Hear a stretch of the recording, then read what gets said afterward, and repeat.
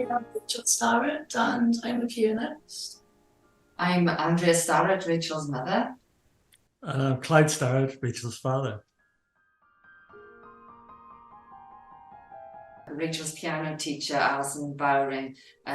Rachel met her when she was 9 because she went to the junior department of the Welsh College of Music before she went there to do her degree. And Alison, she's helped Rachel musically, but also sort of emotionally and personally, and also the rest of the family. She supported us all. And whereas we don't know the music industry, so we're a bit like fish out of water, I can always go to Alison and she's always there to sort of give us advice and help us. And she's become like a friend of the family, really. So I think without Alison, we would never be where we are today, definitely. Quite often, Rachel's been given an opportunity and I've thought, I don't know how I'm going to make that happen. And sometimes you can feel overwhelmed when you look at the big picture, but if you actually break things down and reach out to people that can help you, you end up being able to sort it out.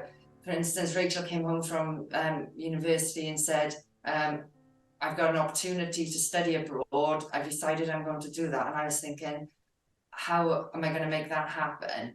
And initially, it just feels like that's something never going to make it happen. But broke it down, spoke to different people, and sort of worked on each little thing one at a time. Took a lot of time, but we got there in the end. And when she went to London to do the Lost thing, it was a similar thing. How is she going to stay there on her own? It's more the logistical things. So it's breaking it down and not feeling overwhelmed by it, trying to get help from other people. So that's one thing. The other thing is take every opportunity when they're young, any opportunity to try different things, to give them as many experiences as possible, so they can decide what they are interested in, what they want to do, and just give them as much support and experiences to do that as possible. One other very important thing is also to have an interest outside for yourself, so that you do have an outlet to be your own person, and it's not to get totally overwhelmed by just being a parent, and which is the same for any parent, but I find it more important in this situation because you can feel like you've lost yourself, so that's very important.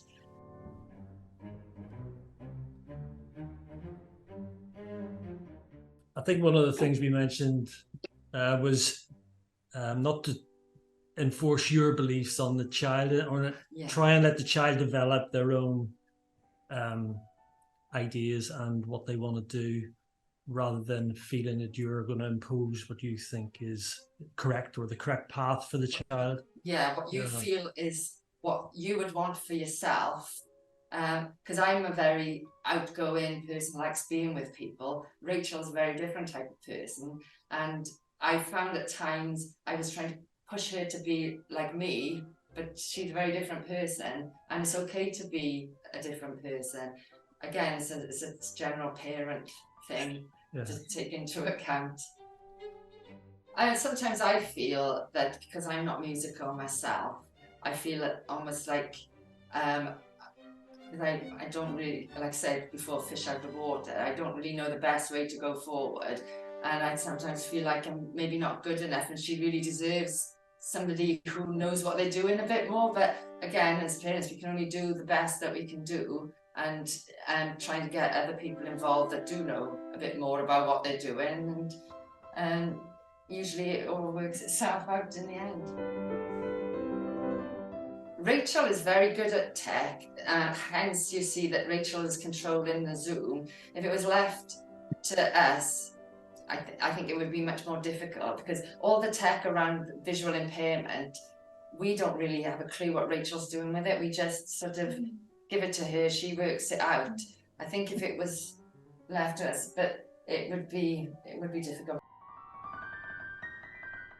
The British Power Orchestra are very good with that. They had a project with Rachel Likes Composition, they had a project where they were helping with doing composition and producing the Braille music. Yeah. So there's people to reach out to help.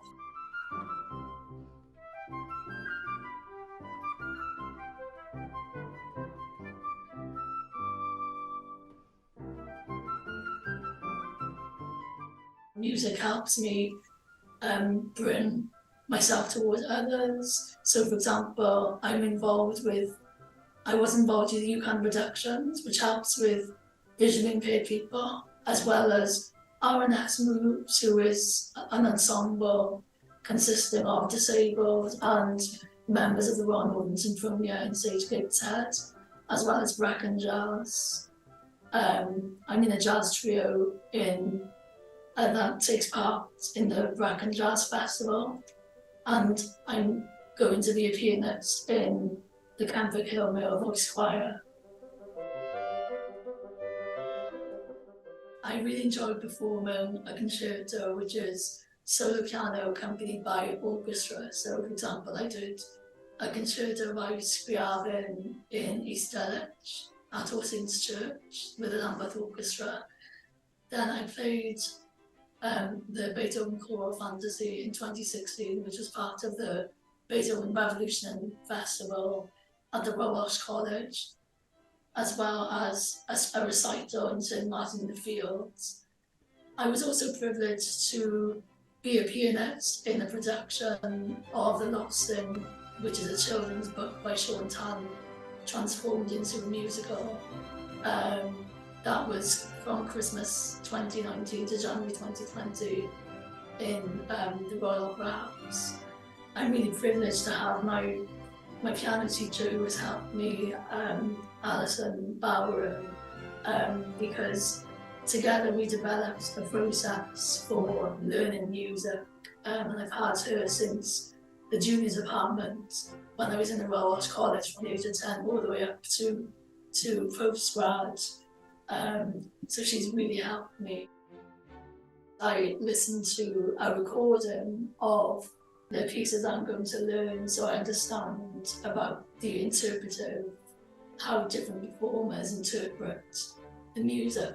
Then I go to my lesson where my teacher has a score, and then we work by ear. So we work bar by bar, section by section, but say in a lesson I work on the first section of the piece. My teacher plays hands separately, so I know what each hand is doing, and we take it in fragments. So she plays and then I repeat. But we don't just learn the notes, we also learn about the details, so the technique, and for example, I touch my teacher's arms and wrists so I can understand how the gestures translate into a good sound. I just feel that it's always difficult when you're just starting a career and stuff like that. It's like with blind musicians, like they I think when it's almost like their interest is like they can't see, but they're able to express so amazingly at their instrument.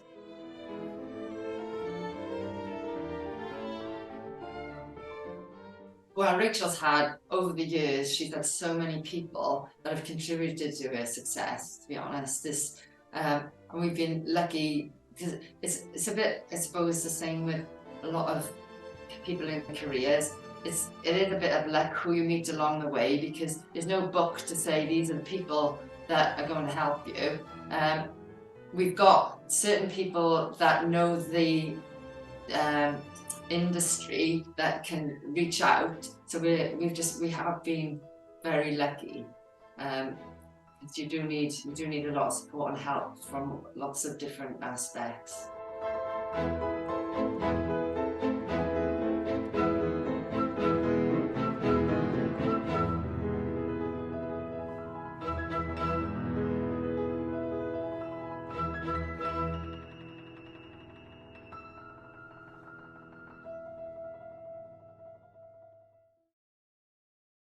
Look. Supporting visually impaired young people to thrive. www.look-uk.org